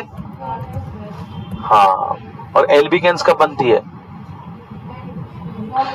दोबारा पढ़ के आना सब चीजें, कुछ भी पता नहीं है। मैंने कहा था पढ़ा करो। इधर देखिए 16 वीक की बात करते हैं। 12 वीक पे के बाद क्या आएगा बताओ? 16 वीक फिर ऑस्टियोजेनेसिस कंप्लीट, मतलब स्केलेटन बनके तैयार है। क्या है बताओ? स्केलेटन बनकर तैयार हो जाता है पूरा का पूरा। अगर आप इस टाइम पे एक्सरे करवाओगे तो पूरा स्केलेटन देखने को मिलेगा, पूरा का पूरा स्केलेटन देखने को लेकिन वैसे प्रेगनेंसी में जो है एक्सरे क्या है? कॉन्ट्राइंडिकेटेड है। अगर फिर भी जरूरत पड़ जाती है तो कब करवाते हैं हम लोग? 16 वीक पर। कब करवाते हैं बताओ? एक तो सवाल यहां से ये बनता है। दूसरा, प्लेसेंटा अनुपात फीटस, प्लेसेंटा और फीटस का अनुपात कितना हो जाता है? 1:1। छाप लो यहाँ पे, कभी भी चलते फिरते फोन करके पूछ सकता हूँ। आप लोग शादी में गए हुए हैं, मैंने स्टेटस देखा। हाँ, प्लेसेंटा और फीटस का रेशियो 1:1 कब रहता है? आपके हाथ में जो है, मान के चले आइसक्रीम थी या रसगुल्ला था, ऐसे मेरा फोन आ गया तुरंत, ये रसगुल्ला रोक ले, पहले बता कब हो जाता है ना? पहले बताना पड़ेगा तुम्हें कि हाँ 1:1 जो है सर 16 वीक पे हो जाता है। कब हो जाता है? उसके बाद फिर खा लो बोले, है ना। ये दिन स्टार्ट कर दूंगा मैं अगर तुम लोग ऐसे करोगे तो, फोन कर ही दूंगा मैं तुम्हें पूछने के लिए। उसके बाद आपके बच्चों लान्यूगो हेयर, लान्यूगो हेयर क्या होते हैं? देखो लान्यूगो हेयर, लान्यूगो हेयर देखो आपके पास में ऐसे हेयर होते हैं जो कि, सुनो मेरी बात को, जो कि टेम्परेरी हेयर होते हैं। कैसे हेयर होते हैं? टेम्परेरी हेयर, बिल्कुल रोम। क्या होती है? बिल्कुल रोम। हाँ लान्यूगो हेयर। और जो बॉडी है वर्निक कैसियोसा, वर्निक कैसियोसा क्या होती है मैं आपको बता दूं बच्चों, वर्निक कैसियोसा एक कवर होता है मोम टाइप का। क्या होता है बताओ? मोम टाइप का कवर। और ये समय के अनुसार बढ़ता जाता है बच्चों, तुम्हें बताते समय के अनुसार। आई बात समझ में? हाँ समय के अनुसार घटता जाता है, सॉरी समय के अनुसार क्या होता जाता है? कम होता जाता है। समय के अनुसार क्या होता जाता है? मोम की तरह। अगर कोई बच्चे प्रीटर्म होता है तो उसके ऊपर पूरा का पूरा आता है ना मसाला सा लगा हुआ, पूरा का पूरा देता है। बहुत सारे जो है सोशल मीडिया पर भी वायरल होते रहते हैं फोटो, है ना, बिल्कुल ऐसा ऐसा है ना, पपड़ी सी जमी होती है बच्चों पे, पपड़ी सी जमी होती है ना कि एक बच्चा ऐसा पैदा हुआ एलियन की तरह का दिखाई दे रहा है ना, आते हैं ना, वो एलियन नहीं होता, उनके ऊपर जो पपड़ी जमी हो वो क्या है बताओ? वर्निक कैसियोसा है। ये समय के अनुसार धीरे धीरे डिजोल्व होती रहती है। आई बात समझे बच्चों? अरे बात समझ में आई? तो 16 वीक पर क्या क्या होता है देखा आप लोगों ने। और माता जी को बच्चे का मूवमेंट फील होने लगेगा, क्विकनिंग होने लगेगी। क्या होने लगेगी? क्विकनिंग आपके होने लगेगी। आई बात समझ? इन मल्टीग्राविडा, मल्टीग्राविडा का मतलब ऐसे महिला जो 4 या 4 से बार ज्यादा बार प्रेग्नेंट हो गई, उनमें क्या होने लगेगा? बच्चा मूवमेंट करना लगेगा। क्या करने लगेगा? जो फीटस से मूवमेंट करना लगेगा। कब बताओ? 16 वीक पर। कब करना लगेगा बताओ? 16 वीक पर फीटस मूवमेंट करना स्टार्ट कर देगा। किन में? मल्टीग्राविडा में। किन में बताओ? हाँ प्राइमरी ग्राविडा में नहीं, प्राइमरी ग्राविडा के अंदर 18 वीक पे करता है। कब करता है बताओ? अरे प्राइमरी में कब करता है बताओ? 18 वीक पर। वैसे यही कहा गया है कि जो क्विकनिंग होती है कब होती है? 18 वीक पर। कब बताओ? हाँ इधर देखिए, उसके बाद 20 वीक पर क्या होगा बच्चों? 20 वीक पर तो बच्चा बड़ा बन जाएगा ना। 20 वीक,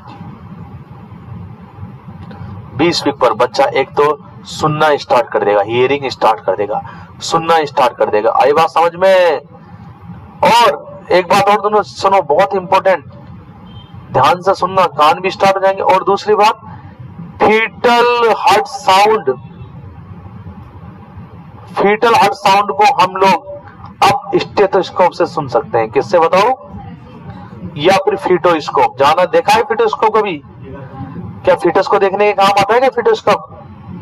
नहीं सावन, ये ऐसा होता है सुरंगी की तरह ना, जिसका एक मुंह यहाँ लगा दिया जाता है, एक मुंह कान पे, धक धक धक धक आवाज सुनने के लिए, है ना। तो 20वें वीक पर यह आया क्वेश्चन है कि आप कितने वीक पर फीटस की हार्ट साउंड को ऑस्कल्टेट कर सकते हो? कितने वीक पर बताओ? ऑस्कल्टेट का मतलब क्या यूज करेंगे? स्टेथोस्कोप यूज करेंगे। क्या यूज करेंगे? स्टेथोस्कोप यूज करेंगे। तो आपके पास में क्या होगा? ऑस्कल्टेट। आई बात समझ में? हाँ आई बात समझ में? इंस्ट्रूमेंट नहीं, इंस्ट्रूमेंट तो बहुत सारे होते हैं, पिनाड भी इंस्ट्रूमेंट हो गया, इंस्ट्रूमेंट तो आपके पास में ट्रांसड्यूसर भी हो गया। आई बात, जिनके अंदर कोर्टोकॉफ साउंड पैदा होते हैं, जिनमें क्या पैदा होते हैं? कोर्टोकॉफ साउंड, वो है। हाँ आई बात समझ में? ये क्या है बताओ? कहाँ लगाते हैं इसको? पेट पे या वेजाइना पे? पेट पे लगाते हैं। कहाँ लगाते हैं? पेट पे लगाएंगे। और दूसरा मुंह कहाँ लगाएंगे? अपने कान पे लगाएंगे। आई बात समझ में? ये फोटो एग्जाम में आता है कई बार। ये क्या है? फीटोस्कोप। तो एग्जाम के अंदर पूछ लिया जाए आप लोगों से कि फीटोस्कोप का काम क्या है? Option A visualisation of fetus, option B to hear fetal heart sound. तो आंसर क्या होगा? To hear fetal heart sound. लेकिन बहुत सारे महानुभाव जिनको पढ़ा दिया, अभी मैंने बता भी दिया, फिर भी यही करके आएंगे, फीटो का मतलब फीटस, स्कोप का मतलब देखना, तो फीटस को देखना, विजुअलाइजेशन ऑफ फीटस इस फीटोस्कोप, बहुत सारे तुम में से करके आएंगे। फिर जो है मुझे इतना गुस्सा आएगा उस दिन क्या करूंगा? फिर तो मोबाइल ही छीन लिया जाए तुम्हारा उस दिन। तो बच्चों देखो, फीटोस्कोप का दूसरा नाम पिनार्ड स्कोप भी है। क्या कहते हैं उसको? पिनार्ड स्कोप भी कहा गया है।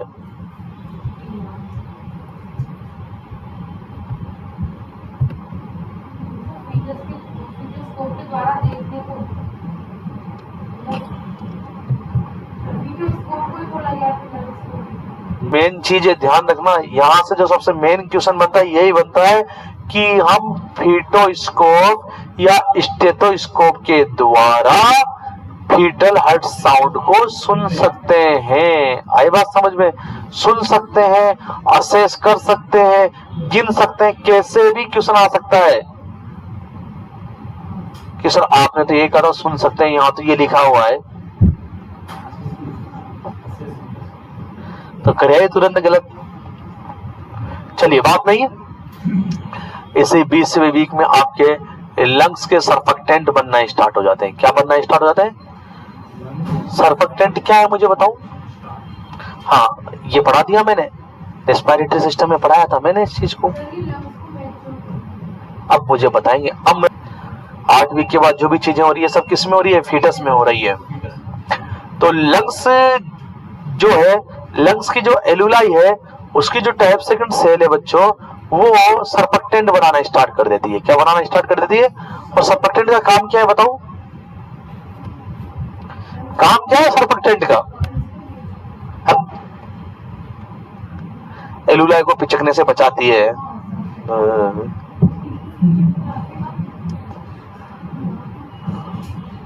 दो प्रकार के सर्फेक्टेंट है। कितने प्रकार के? कौन कौन से? लेसिथिन एंड स्पिंगोमाइलिन, जो कि एलुलाई को पिचकने से बचाती है, एलुलाई को कोलैप्स होने से बचाते हैं, सर्फेक्टेंट बनना स्टार्ट हो जाते हैं। क्या बनना स्टार्ट हो जाते हैं बच्चों? अरे क्या बनना स्टार्ट हो जाते हैं? सर्फेक्टेंट बनना स्टार्ट हो जाता है। आई बात समझ में? और एमनियोटिक फ्लूइड जो है 20वें वीक पर जो है एमनियोटिक फ्लूइड है वो कितना हो जाता है? 400 ml। क्या हो जाता है बताओ? और बच्चे की पूरी बॉडी को लोनिगो हेयर के द्वारा कवर कर दिया जाता है। पूरा का पूरा जो बॉडी है वो लानियो के हेयर से कवर हो जाता है 20वें वीक के अंदर। कंप्लीट बॉडी या entire body covered with lanugo hair. आगे बात समझ में?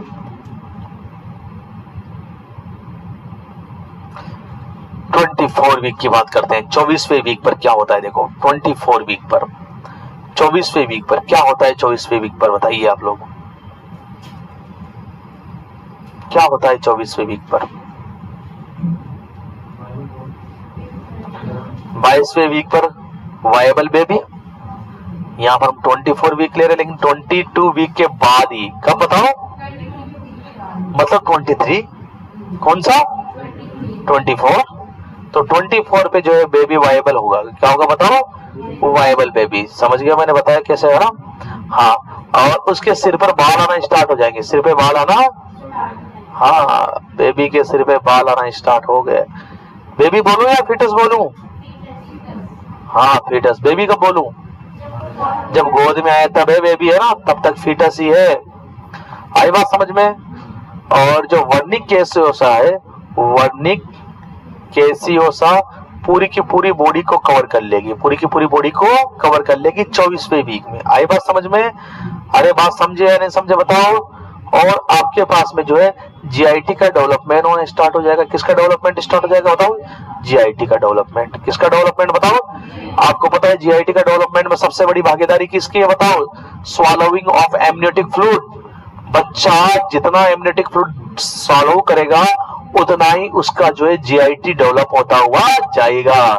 जीआईटी को डेवलप होने में सबसे मेन रोल किसका है कि बच्चा कितना एमनियोटिक फ्लूइड स्वालोइंग कर रहा है। ये बहुत इंपॉर्टेंट बात है, very very important factor of GIT development is swallowing of amniotic fluid by the fetus. Fetus के द्वारा एमनियोटिक फ्लूइड को निगलना बहुत बड़ा फैक्टर है जीआईटी के डेवलपमेंट के लिए। जीआईटी का डेवलपमेंट कब हो जाता है बताओ बच्चों? 24वें वीक पर। कब बताओ बच्चों? हाँ, 28वें वीक पर। बहुत इंपॉर्टेंट है 28वां वीक। लेसिथिन और स्पिंगोमाइलिन का रेशियो बराबर हो जाता है। क्या नॉर्मल क्या बराबर रहना चाहिए क्या? नहीं, नॉर्मल में क्या होना चाहिए बताओ? हाँ, और आपको बता दे, जो बेबी है 28 वीक पर ब्लिंकिंग करना स्टार्ट कर देता है। ब्लिंकिंग का मतलब आंखें बंद करना, आंखें खोलना। अगर 28 वीक के बाद में या 28 वीक पर डिलीवरी हो जाए बच्चों, तो बच्चा जो है सरवाइव कर जाता है। आगे बात समझ में? उसके पहले के सारे ज्यादातर क्या होती है, स्टिल बर्थ होती है। क्या होती है बताओ, ये बात ध्यान रखिएगा। 32वें वीक पर, 32 वीक पर जो लेसिथिन और स्पिंगोमाइलिन रेशियो 1.2:1 हो जाता है। कितना हो जाएगा? 1.2:1। मतलब लेसिथिन बढ़ने लगा है। क्या बढ़ने लगा है बताओ? 36वें वीक पर LS ratio very very important 2:1। 36 week में कितना हो जाएगा? 2:1। अगर कोई भी बच्चा 36 वीक के पहले पैदा हो जाता है तो उसके लंग्स क्या रहेंगे? इमेच्योर। क्या रहेंगे लंग्स बताओ? क्यों इमेच्योर रहेंगे? क्योंकि लेसिथिन की कमी रहेगी। किसकी कमी रहेगी? रेशियो कितना चाहिए लंग्स को मैच्योर होने के लिए बताओ? हाँ, लंग्स को खुलने के लिए, अभी लंग्स क्या है? कोलैप्स है। लंग्स को खुलने के लिए कितना रेशियो चाहिए लेसिथिन स्पिंगोमाइलिन का बताओ? 2:1। अगर किसी भी बच्चे की प्रीटर्म डिलीवरी होती है, क्या होती है बताओ? प्रीटर्म डिलीवरी होती है, तो उसमें लेसिथिन स्पिंगोमाइलिन रेशियो क्या रहेगा? एबनॉर्मल। क्या रहेगा बताओ? और उस बच्चे के लंग्स क्या नहीं होंगे बताओ? मैच्योर नहीं हो पाएंगे। तो हम लोग क्या करते हैं इस कंडीशन में प्यारे बच्चों? बच्चे के, इधर देखो, बच्चे के और मदर के थोड़ा सा हमें इंटरवेंशन करना पड़ता है। मदर के और बच्चे के क्या करना पड़ता है? थोड़ा सा इंटरवेंशन। क्या करना पड़ता है? जैसे लेबर पेन स्टार्ट हो जाता है, प्रीटर्म लेबर पेन। कौन सा लेबर पेन? मदर को हम डेक्सामेथासोन का इंजेक्शन लगाते हैं। कौन सा इंजेक्शन लगाते हैं? क्यों लगाते हैं डेक्सामेथासोन का इंजेक्शन? क्योंकि वो स्टेरॉइड होता है और लेसिथिन स्पिंगोमाइलिन का रेशियो बढ़ाता है। आई बात समझ में? और साथ ही साथ में जैसे बच्चा पैदा हो जाता है तो बच्चे के हम ईटी ट्यूब डालेंगे। क्या डालेंगे बताओ? ईटी ट्यूब डालेंगे, और ईटी ट्यूब के माध्यम से इंजेक्शन के द्वारा सरफेक्टेंट देंगे। क्या देंगे बताओ? सीधा ईटी ट्यूब के माध्यम से कहां डाल दिया जाएगा सरफेक्टेंट बताओ? लंग्स में। कहां डाल दिया जाएगा? अगर मान के चलो प्रीटर्म डिलीवरी होती है, क्या होती है? प्रीटर्म डिलीवरी होगी, तो जो लेसिथिन स्पिंगोमाइलिन का रेशियो नॉर्मल, इसको नॉर्मल करने के लिए आप कितने इंटरवेंशन करते हो? कौन कौन से इंटरवेंशन करते हो बताओ? क्या क्या करते हो? लेसिथिन स्पिंगोमाइलिन के रेशियो को नॉर्मल करने के लिए क्या क्या करते हो आप? क्या किसको लगाएंगे? मदर को या फीटस को? क्या देंगे? सरफेक्टेंट देंगे ना। और माता जी का क्या लगाएंगे? डेक्सामेथासोन। कब लगाएंगे माता जी की डेक्सामेथासोन? लेबर स्टार्ट होते ही। क्या स्टार्ट होते ही? हाँ, लेबर स्टार्ट होते ही। ऐसा तो है नहीं कि तुरंत ही बच्चा बाहर आ जाएगा, टाइम लगेगा ना लेबर में। हाँ, तो डेक्सामेथासोन लगाया जाता है। आगे चले बच्चों, 36वें वीक की बात करें। 36वें वीक पर क्या होगा देखो। सबसे पहली चीज, आपके पास 36 वीक की बात चल रही है ना, लेसिथिन स्पिंगोमाइलिन का जो रेशियो क्या हो जाएगा? नॉर्मल। और इधर देखो बच्चों, इधर देखो, ये स्कोर्टम है। क्या है बताओ? ये क्या है? टेस्टिस। क्या है बताओ? आपने मेल सेक्सुअल ऑर्गन पढ़े थे? टेस्टिस के बारे में पढ़ा था? पढ़ा था? जोर से बोलो। हाँ बोलो, पढ़ा था? बताओ, टेस्टिस का फॉर्मेशन कहाँ होता है? टेस्टिस कहाँ बनते हैं?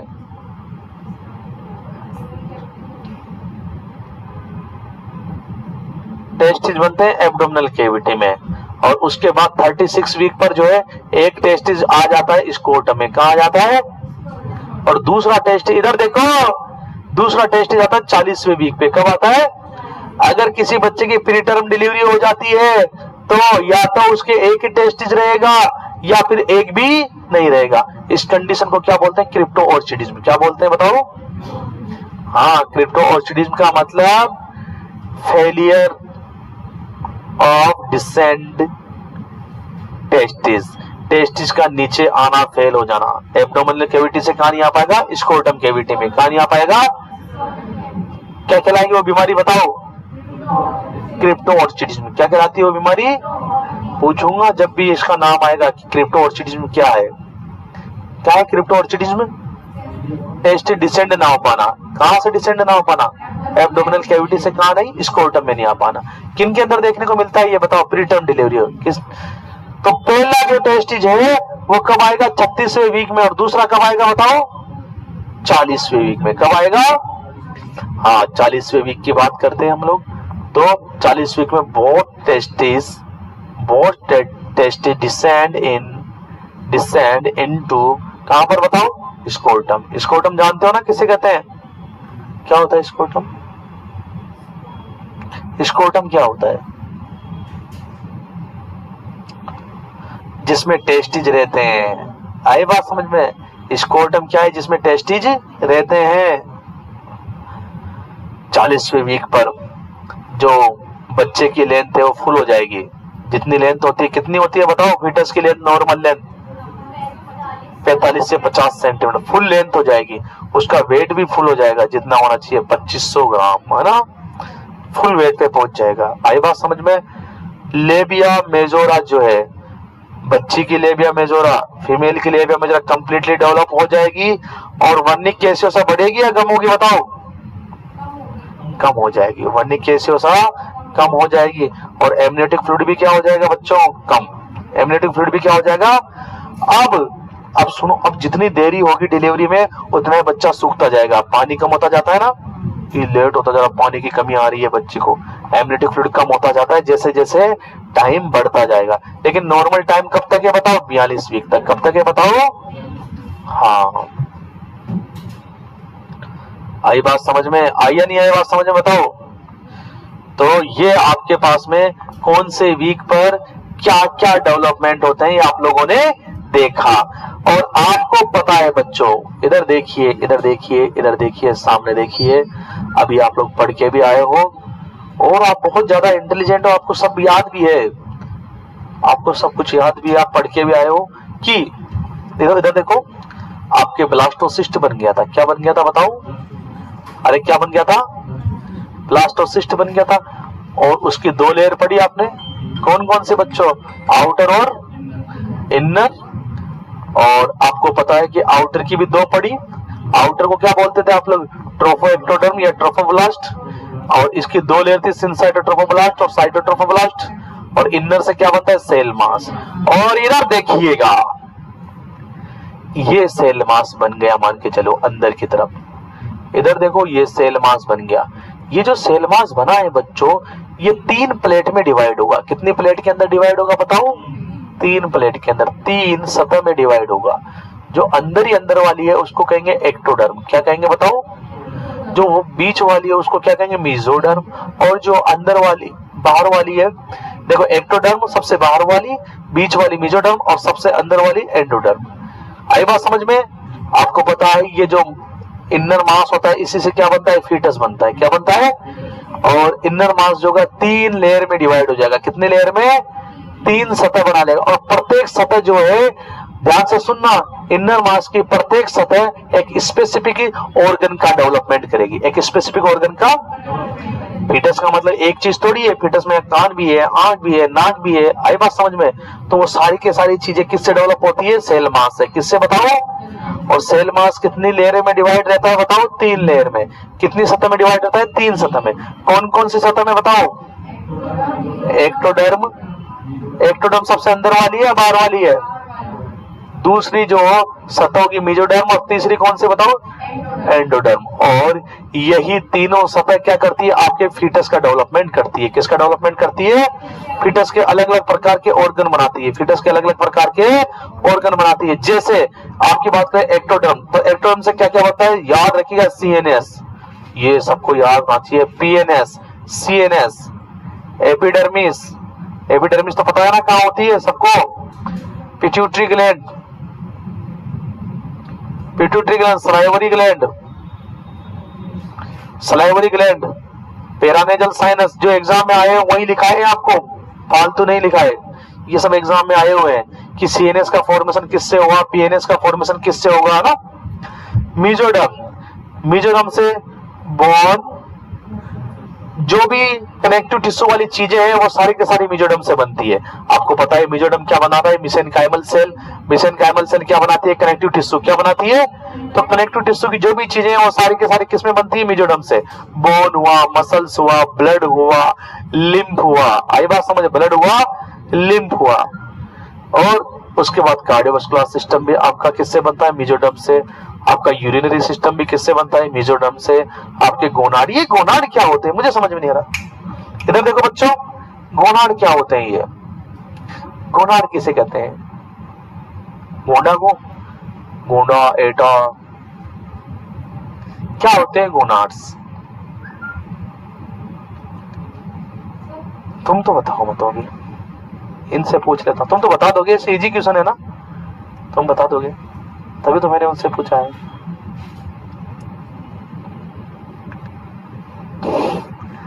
क्या भारती, इजी क्वेश्चन है इसलिए तुम हाथ खड़ा नहीं कर सकते, जब मैं पूछूं तब बताओ। हाँ बताओ, किसे कहेंगे बेटा गोनाड्स, तुम बताओ।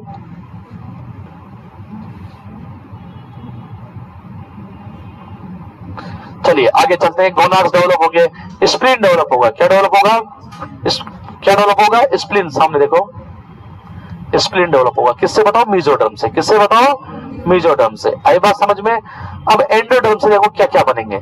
एंडोडर्म से सबसे अंदर ही अंदर के जो आपके ऑर्गन से बनेंगे, जीआईटी बनेगा। क्या बनेगा बताओ, जीआईटी बनेगा। लीवर बनेगा आपका एंडोडर्म से। आपका गोल ब्लेडर बनेगा, ये आपको रखने हैं। आपका रेस्पिरेटरी सिस्टम के ऑर्गन बनेंगे मेसोडर्म से। आपके urinary bladder, endoderm sorry, endoderm से क्या बनेगा, यूरिनरी ब्लेडर। बाकी सारी चीजें किससे बनती है बताओ, यूरिनरी सिस्टम की मेसोडर्म से। किससे बनती है, यूरिनरी ब्लेडर किससे बनेगा बताओ, एंडोडर्म से। लिखाया भी था मैंने अलग से, जब यूरिनरी सिस्टम पढ़ाया था तब लिखाया था मैंने अलग से कि जो यूरिनरी ब्लेडर है वो एंडोडर्म से बनता है, बाकी सारी चीजें किससे बनती है, मेसोडर्म से। लिखाया भी था मैंने वहां पे। ये आपका यूरेथ्रा, यूरेथ्रा भी किससे बनेगा, एंडोडर्म से। किससे बनेगा, एंडोडर्म से। आई बात समझ में, अरे बात समझे नहीं समझे। तो ये आपके पास में किस तरीके से फीटल का डेवलपमेंट होता है आप लोगों ने सीखा। अगली क्लास में आप लोग प्लेसेंटा के बारे में पढ़ेंगे। किसके बारे में पढ़ेंगे, प्लेसेंटा के बारे में।